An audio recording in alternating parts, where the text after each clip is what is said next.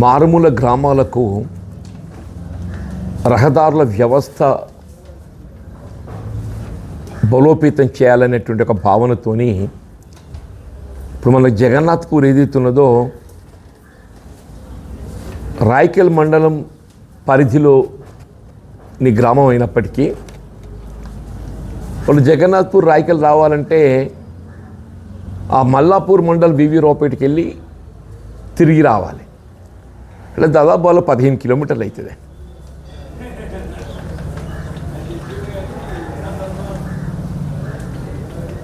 నేనేదైతుందో రాష్ట్రంలో అప్పుడు కాంగ్రెస్ ప్రభుత్వం ఏర్పడటంతోనే ఈ ఆదివాసీ నివాసిత ప్రాంతం జగన్నాథ్పూర్ వాళ్ళు రాయకల్ మండల కేంద్రానికే కానీ ఇతరత్ర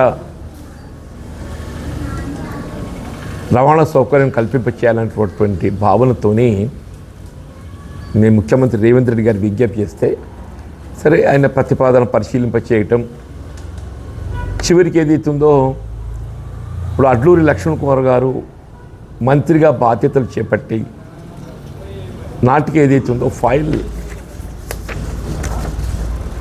వారి టేబుల్ మీదకి చేరుకున్నది.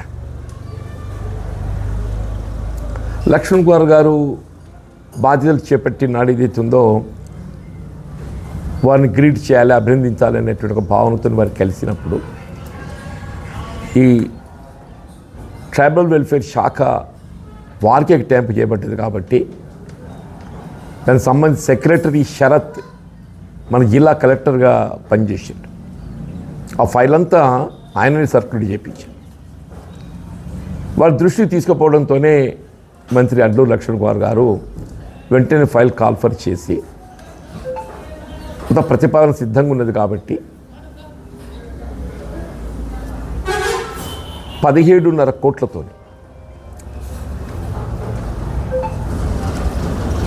17.5 crores 21st June 2025 ఆయన మొట్టమొదటి సంతకం లక్ష్మణ్ కుమార్ గారిది ఏదైతుందో మొట్టమొదటి సంతకం,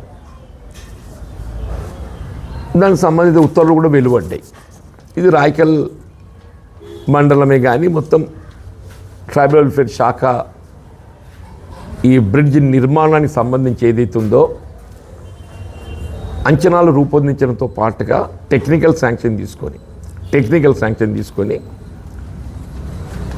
టెండర్ ప్రక్రియ కూడా చేపట్టబడడం జరిగింది. 2 సార్లు టెండర్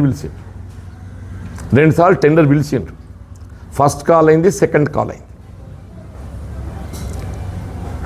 వీళ్ళు సెకండ్ కాల్లో కూడా రెస్పాన్స్ రాకపోవడంతో ఇప్పుడు జూలైలో కొత్త ఎస్ఎస్ఆర్ వస్తుంది.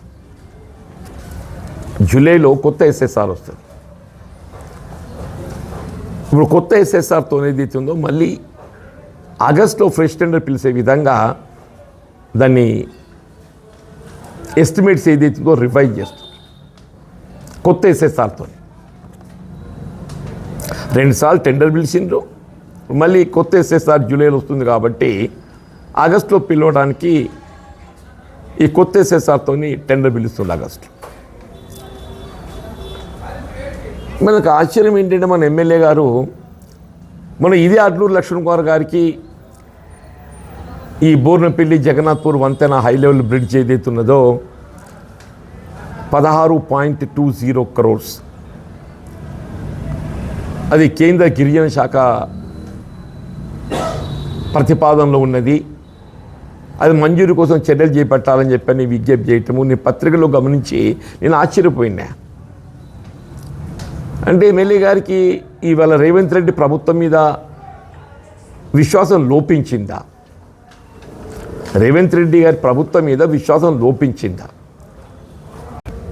అని నీటిని నిల్వ చేసుకోవడానికి, నీటిని తరలించడానికి అది రాష్ట్ర ప్రభుత్వం ఏ విధంగా చేసుకుంటుంది వాళ్ళ నిర్ణయం అని చెప్పాను వాళ్ళ కొద్దిగా పేర్కొంటుంటే అసలు నువ్వు ఏం చేయదలుచుకున్నావు? రైతాంగాన్ని ఏం చేయదలుచుకున్నావు అని చెప్పి అంటున్నాను.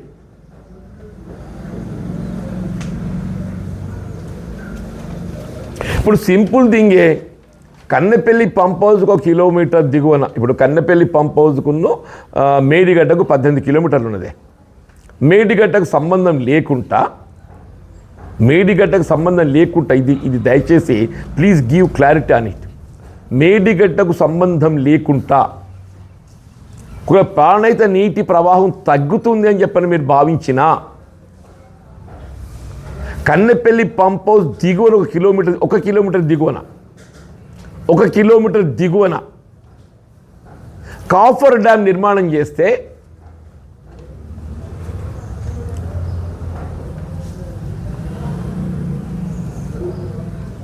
కాఫర్ డ్యామ్ అంటే ఇట్స్ లైక్ రింగ్ బట్ దానికి అంతా కొడితే 10 కోట్లు కావే. అంటే వాళ్ళు ఆల్రెడీ 8 కోట్ల అంచనా ఏదైతుందో ప్రభుత్వాన్ని నివేదించారు. ఇంజనీరింగ్ అధికారులు ఏదైతే కాఫర్ డ్యామ్ నిర్మాణం చేయడానికి అంచనా వ్యయం ఒక 8 కోట్లు కావచ్చు అని చెప్పని ప్రభుత్వాన్ని నివేదించారు.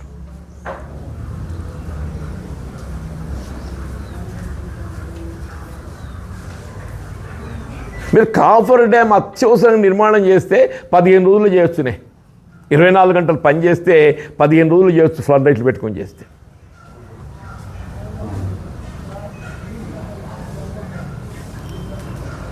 మరి ఇటువంటి ఒక కరువు పరిస్థితులలో ఈ ఎల్నినో అనేది ఒక దినానికి ముగిసేది కాదు. ఇది ఈ ఒక్క దినానికి ముగిసేది ఈ యొక్క ఖరీఫ్ పంటతో ముగిసేది కాదు. రేపు రబ్బీ ఉన్నది, మళ్ళీ తదుపరి సమ్మర్లో త్రాగునీటి సమస్య ఉన్నది, విద్యుత్ సమస్య ఉన్నది.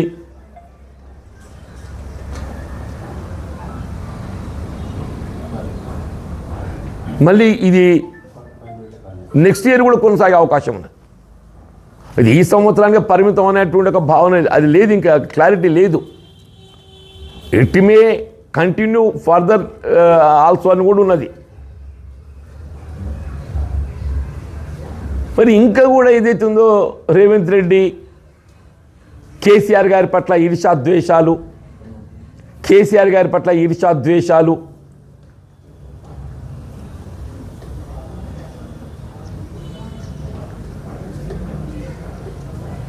ఒక బీఆర్ఎస్ కాదు బీజేపీని కూడా చెప్తున్నారు కదనయ్య.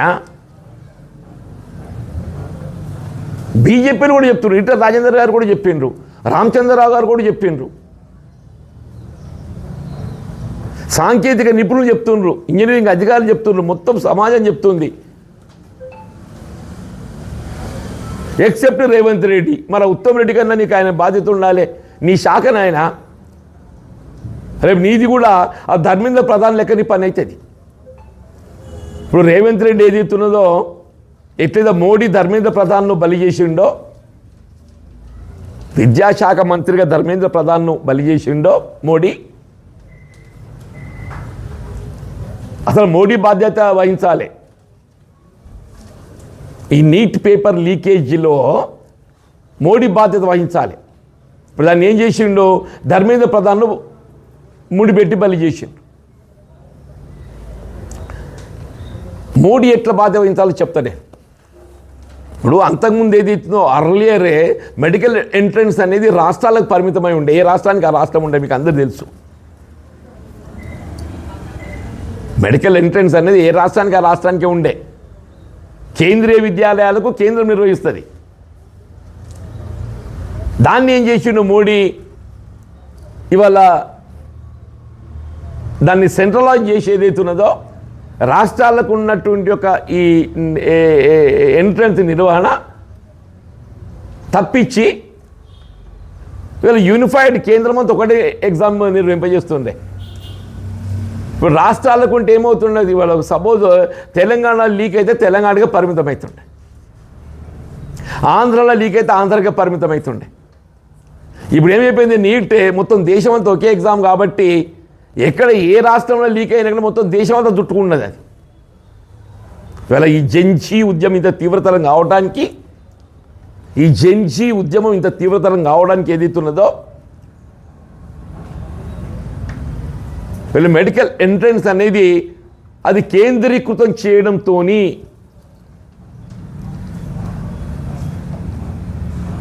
అది కేంద్రీకృతం చేయడానికి ప్రధాన బాధ్యుడు ఎవరు? ప్రధానమంత్రి నరేంద్ర మోడీ. అది కేంద్రీకృతం చేయక ఏ రాష్ట్రానికి ఆ రాష్ట్రం కింద ఉండి ఉన్నట్టయితే ఎక్కడ పేపర్ లీకేజ్ అయినా అది ఆ రాష్ట్రంలో పరిమితమవుతుండే.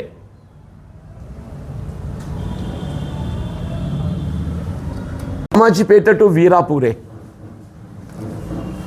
Ramajipeta to Veerapur renewal BT గత ప్రభుత్వం అంటే అప్పుడు బీఆర్ఎస్ ప్రభుత్వం కేసీఆర్ ముఖ్యమంత్రి ఉండగా అది మంజూరు చేసి టెండర్ పిలిచారు.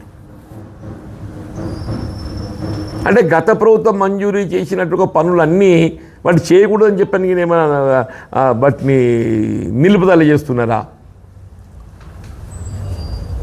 అది టెండర్ పిలిచిండ్రు, అగ్రిమెంట్ అయింది, కొంత పార్ట్ ఎగ్జిక్యూట్ అయింది. రామాజీపేట టు వీరాపూర్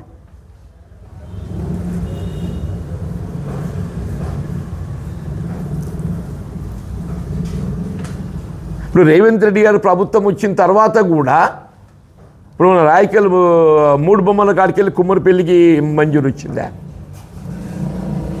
పార్లమెంట్ ఎన్నికల ముందు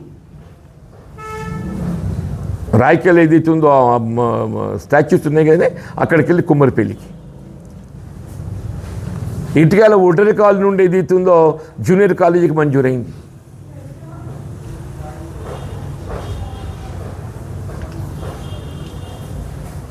ఇవన్నీ టెండర్లు అయినాయి.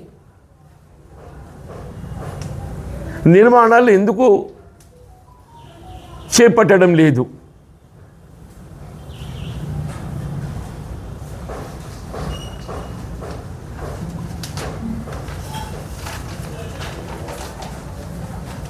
వీళ్ళ ఎమ్మెల్యే గారు ఏదైతుందో ఆయన అభివృద్ధి కాంక్షాపరుడు. ఆయన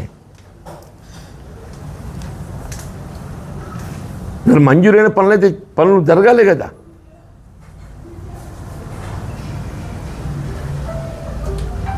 ఇవన్నీ కూడా స్పష్టత ఇవ్వాలని చెప్పని కోరుతూ, ముఖ్యంగా ఇప్పుడు రాష్ట్రంలో ప్రస్తుతం నెలకొన్నటువంటి ఒక పరిస్థితి అంటే వ్యవసాయం అనేది ఇప్పుడు ప్రభుత్వం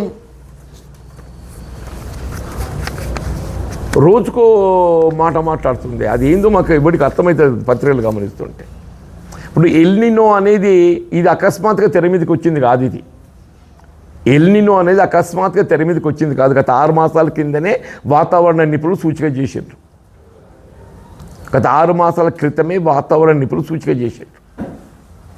ఈసారి తెలంగాణ దేశమంతా ఏదైతుందో ఎల్నినో ప్రభావం తీవ్రంగా ఉండే పరిస్థితి ఉన్నది. ఈవెన్ తాగునీటి కూడా సమస్య ఏర్పడే పరిస్థితి ఉన్నది. తగు నివారణ చర్యలు చేపట్టాలని చెప్పని వాతావరణ నిపుణులు కూడా సూచిక చేశారు. వాతావరణ నిపుణుల సూచికల తదుపరి ఇదే రేవంత్ రెడ్డి గారు, తుమ్మల నాగేశ్వరరావు గారు నిన్నటి దాకా ఏదైతుందో మీరు సన్న రకాలే నారు పోయాలి, మార్కెట్ డిమాండ్ ఉంటుంది,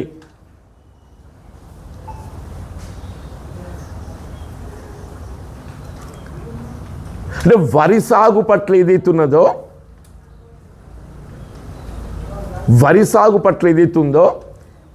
అంటే ఈ సాగునీటి సౌకర్యం మనకు ఇబ్బందులు ఎదుర్కోబోతున్నాం కాబట్టి ఈ ఆరుతడి పంటలు పెట్టాలి అనేటువంటి ఈ అంశం ఎప్పుడు రావాలి? నీకు మేలు రావాలి. అదే దేశం ఎప్పుడు తేవాలి? మేలే తేవాలి. జూన్లో పునాచిత్రం పెడతారు.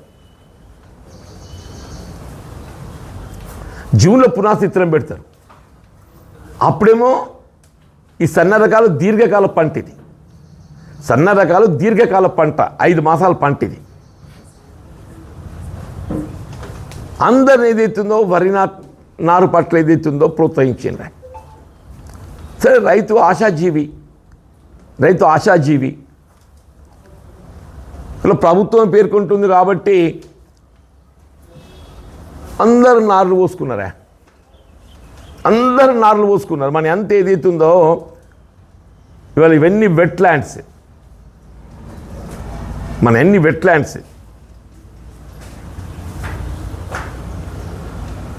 వీళ్ళు ఎక్కడైతే డ్రై ల్యాండ్ ఉంటుందో అక్కడ ఏమన్నా అవకాశం ఉన్న కాడ పునాస ఆరుతడి పంట సాగు చేసారు.